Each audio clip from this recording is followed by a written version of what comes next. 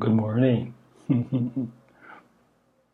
One thing that we could probably see eye to eye on, that we could easily agree upon, is that life is a series of ups and downs. And what I want to share is nothing changes. Awakened, abiding, permanent, awakening. Afterwards, your life is full of ups and downs. Could be no other way. It's not a free pass. It's not a get out of jail free. Life is what life is. And it doesn't seem to be overly concerned of your condition, your status. And what I want to talk about is this ups and downs.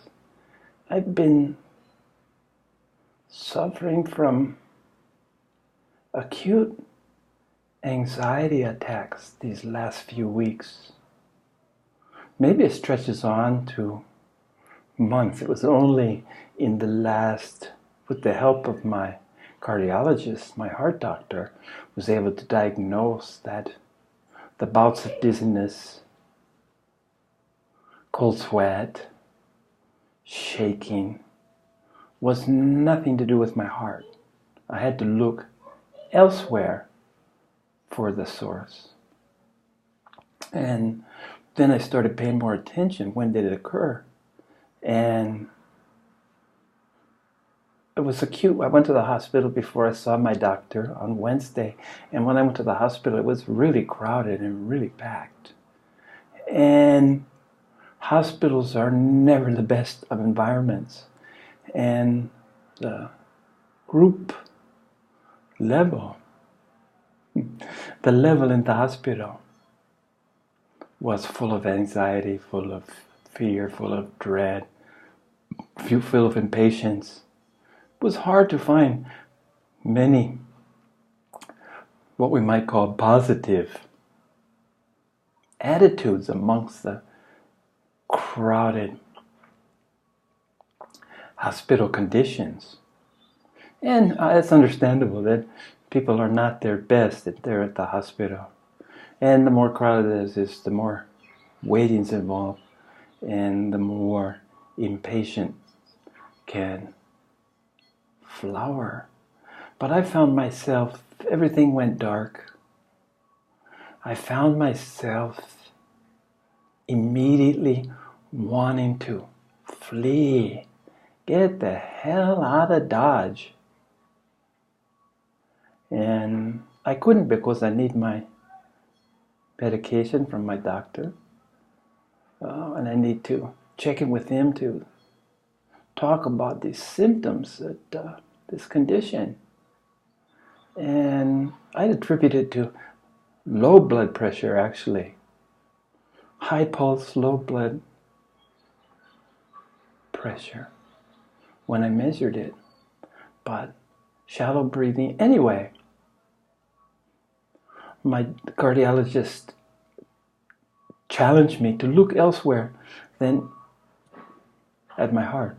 Trust me, once you've had a heart attack, once you've had heart surgery, you're super aware of any constrictions in your chest. And this was part of the symptoms. A tightening in my chest. Can't quite get this thing straight today. Anyway, it wasn't until I came home, Googled, love Google, gotta love it, Googled these conditions, and anxiety attacks was what came over time and time again with these symptoms, this combination of systems and symptoms. And this was a little bit troublesome to me because I'd never really been aware of having any anxiety about outside conditions. So started to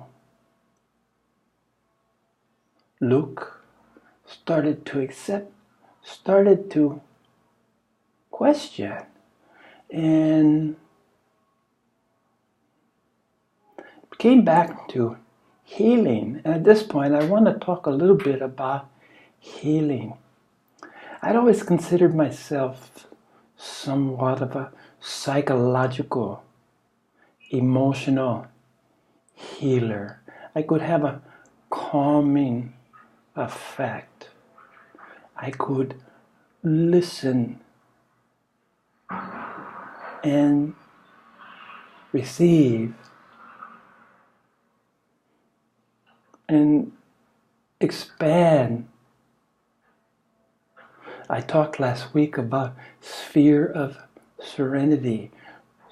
Expand this sphere to help others on this realm.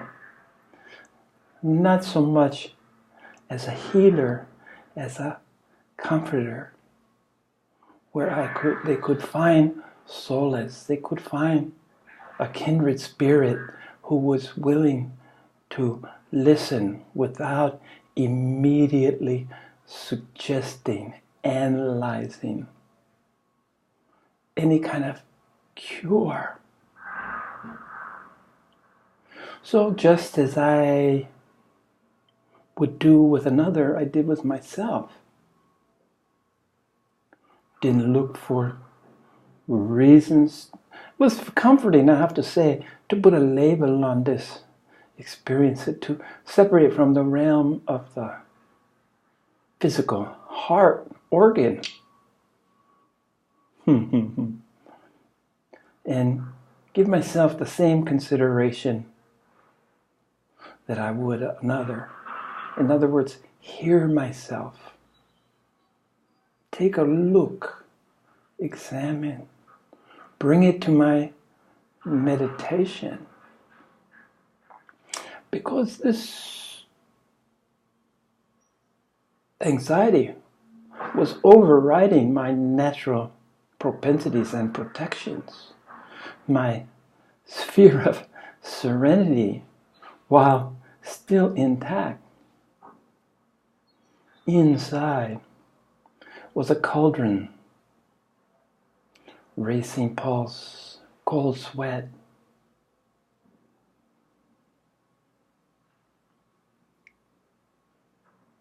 I guess I should say fear. It's a flight or fight mechanism. Increased adrenaline. So knowing on one level there's absolutely nothing to fear, and experiencing this on a very physical, visceral level, undeniably. Measure the heart rate, take my blood pressure, symptoms, look at my hands, shaking. Well, came back to physician, heal thyself. Knowing that the solution lies within. But first it has to be resolved. What is the basis? So I immediately came back to healing. And a couple of years ago, when the Blue Buddha, the Tibetan Buddhist tradition, they call him the medicine Buddha. He's a brilliant cobalt blue. Came to me and asked if he could sit, if he could come within, if he could sit between, he was very specific, between the heart chakra and the throat chakra. He shared with me that there's a lesser known or evolving chakra between the green of the heart and the blue of the throat. somewhere here. And he stayed there, except when I experienced, as I've shared before, of kind of a bump in the road where physically I wasn't keeping the conditions well balanced enough for the Blue Buddha to stay. In fact, he fled, and then I didn't even know until he came to me again and said, you know, I was gone for a while. Did you miss me? And actually, I hadn't, but I was in the throes of whatever was going on with me at that time. But other than that 2-week period, he's constant companion. And what he's come to share with me, and by the way, I want to mention, it's well worth mentioning, this is only one reflection, one aspect of this Blue Buddha. He can be everywhere with everyone all at the same time. I claim no exclusivity to my friend the Blue Buddha. I just responded with a yes. And it's come to me that he shared that from the heart, the message, when I'm speaking from my heart, the message goes to my throat through his auspices, through his turf, that my voice can have a healing effect. And again, I thought this was in the psychological, emotional realms, not the physical. But I've come to since know that the preparation was for all kinds of healing. That really there is no difference in healing physically than emotionally or psychologically. They're all simply aspects of the same malady, the same set of circumstances, just manifest in different ways. And as I'm looking at all of this and considering, I'm wondering, I'm questioning why my equanimity stays the same. My sphere of serenity is intact.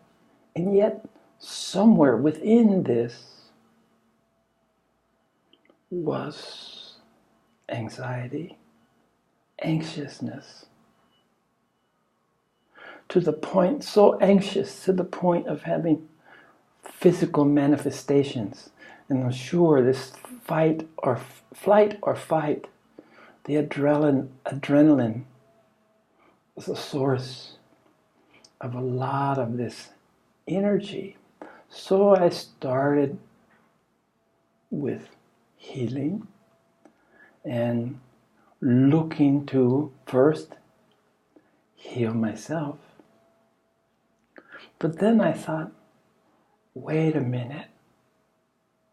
As everything does, this experience was for a purpose, part of the learning curve, the never-ending learning curve.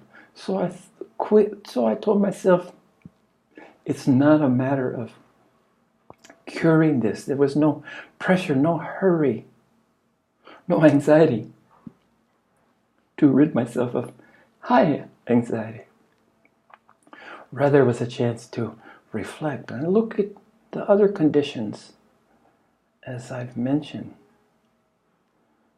And they remained intact, little changed. So I thought, isn't that interesting? It seems problematic, counterintuitive, that I could be anxious, yet be in a state of equanimity, yet be protected from in the sphere the serenity. And I looked around because after going within, I didn't really see the source. I couldn't really pinpoint the source coming from within. So, process of elimination, I started looking without. Well, didn't have to look far. The person that's the most dearest, most important person in my life is in the middle of dealing with an addiction of many, many years. Between 15 and 20 years. This was alcohol, daily consumption of alcohol. Ironically, when they took a look at what prompted drinking, it was anxiety, panic attacks, agoraphobia, the fear of open spaces, the opposite of claustrophobia, the fear of enclosure. Some people get afraid in open spaces. And this was the beginning of alcohol. Seemed to be a readily available substance that made these conditions more tolerable. If not, they lessened if didn't disappear. So it's this. And now that I've experienced it, before I experienced this, I didn't know the depth. I didn't know how debilitating these attacks could be until I personally experienced them. And this person had decided to cold turkey from the alcohol without medical supervision, without hospitalization, without drugs, just cold turkey this on their own, without even letting me know until they're 2 weeks into it. But previously I'd been working with this person, trying to heal, trying to get at the root that allowed for the dependence on alcohol.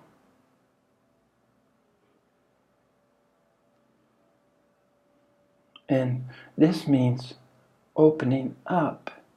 All healing I've come to understand, come to experience, is about opening yourself up.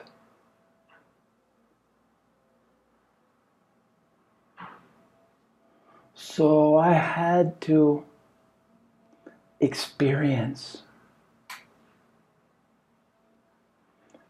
this anxiety if I had any hopes of being of any help. And I never put it together.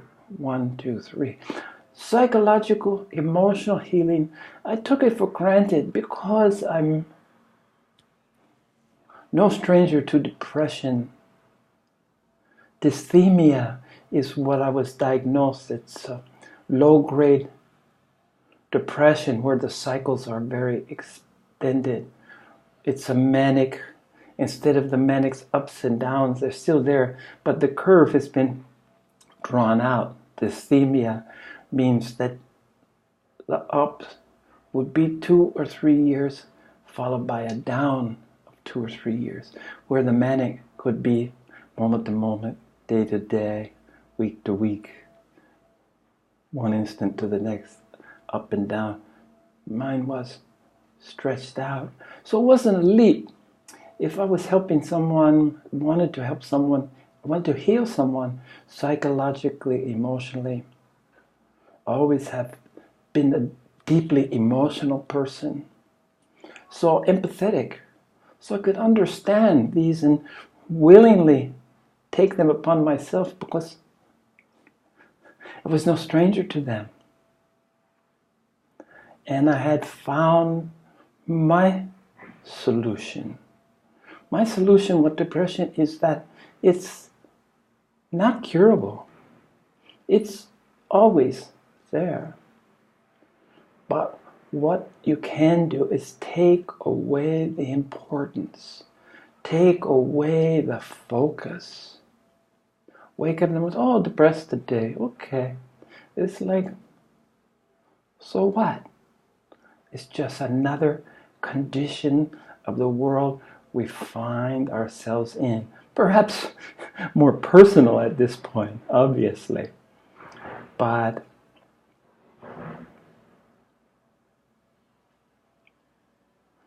so, what I'm trying to say here is that I did this almost unconsciously, accepting the malady from those around me who sought my help.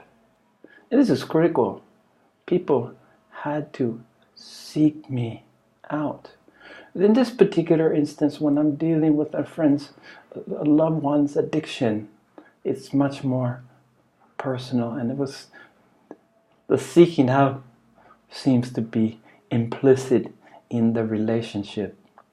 When someone's near and dear, they don't have to ask, they don't have to solicit any help that you can offer, any support, any love.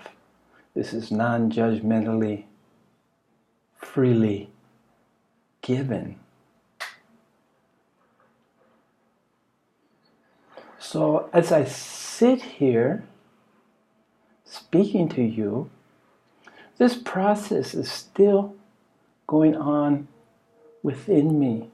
This recent experience of something that was unknown and underappreciated, the debilitating effects of this condition.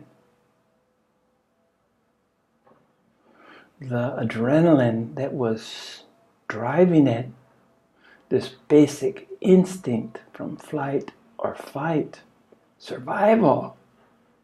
This adrenaline just pumps the system. No warning and just boom.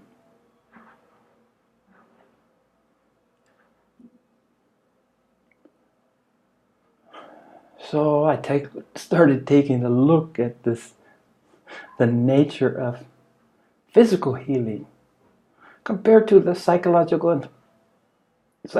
emotional healing. I wasn't even aware that I was doing this because it wasn't alien. It was familiar. But this panic attack, this unreasonable fear, spurred on by adrenaline just pumping in your blood, speeding up your heart. This was unknown, uncharted territory. So I'm in the middle of sorting this out, realizing that healing is a gift, but it's not a gift given lightly. There's consequences, personal consequences, and I've been experiencing them. It's almost as if another being, which I recognize as myself, experiencing these fears and anxiety, while another aspect of me was in total equanimity, peace, and acceptance. So, what to do with these two? There's that seeming duality, this two beings. And as we all know, two is just parts of the whole. There is no separation, there is no division. It's unity. We're all unified in love and light of what it is to be who and what we are.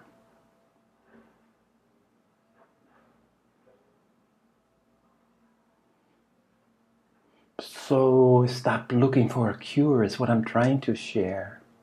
Stop looking for a quick fix.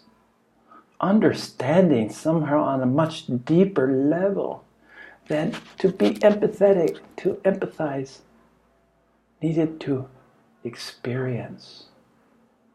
So I've needed to have these anxiety attacks. I've needed to get through them. Not at this point to get past them, because I don't know them well enough as of now. And then I realized, I talked earlier about taking karma, that when you're waking up, your karma is burnt out, but it doesn't stop the minute to minute, day to day accumulation of karma. To be alive is to collect karma. Ahimsa, the Jainist Indian philosophy of no harm to anything, ahimsa, is theoretically impossible. As you breathe in, you're destroying, you're metamorphizing, you're changing the elements in the air. Whether you're eating meat or vegetable, something had to make a sacrifice. Something had to give up its life to sustain you. But I mentioned that I have my own technique, my violet consuming flame, which I offer my daily karma to the altar of the violet consuming flame, which can eliminate it with no particles remaining, just evaporate karma. But it takes attention. It's not, for me, it's not on a mechanical level like beating of my heart or breathing. I suspect that one day it'll become on this automatic, but meanwhile I need to give it some consciousness. So now I know that to heal, one has to take in within themselves the malady that they're wanting to heal, to address. And quite frankly, my work in the physical healing is in its infancy.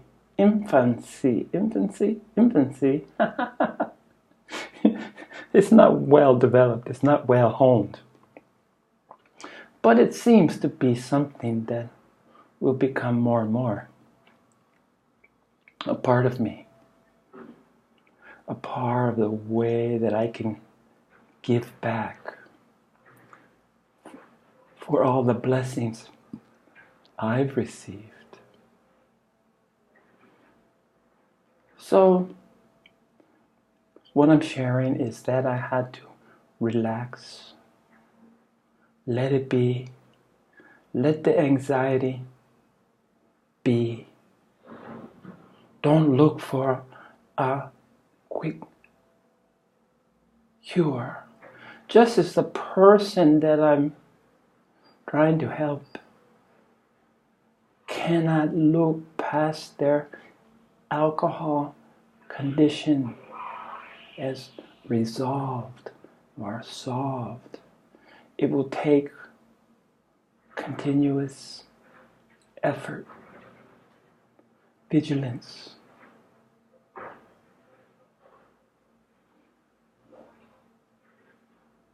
So too, I'm seeing that healing, although it sounds great, it sounds altruistic, but as everything, I'm learning there's a cost to be paid. Now, eventually, I'm sure I'll discover a resource, a method of removing, of dealing with this physical symptoms from my opening to healing others. Just as I put my karma on the altar of the violet consuming flame, I'm sure there's a place. I'm sure I can get help with putting these physical conditions, which out of empathy, which I need to understand what the other person is going through before I can have any, even the smallest hope of offering any help. Now I want to smile at this point because it feels heavy, but it's done out of grace. It's done out of love. It's done because I've been given a gift that I need to use, share, but a gift that has responsibility, has a learning curve. So when things are puzzling you, when things are troubling you, a quick fix probably isn't best. Sit with it. Be with it. Be okay. That's the most important thing. Be okay. Now, yesterday I had to go to Taipei. Quick trip from Hualien, 2-hour train ride, and a short visit to my dentist, and come back again. And if there was an opportunity to experience anxiety, crowds, I didn't. Now, what that portends for the future, I don't know. What comes will come.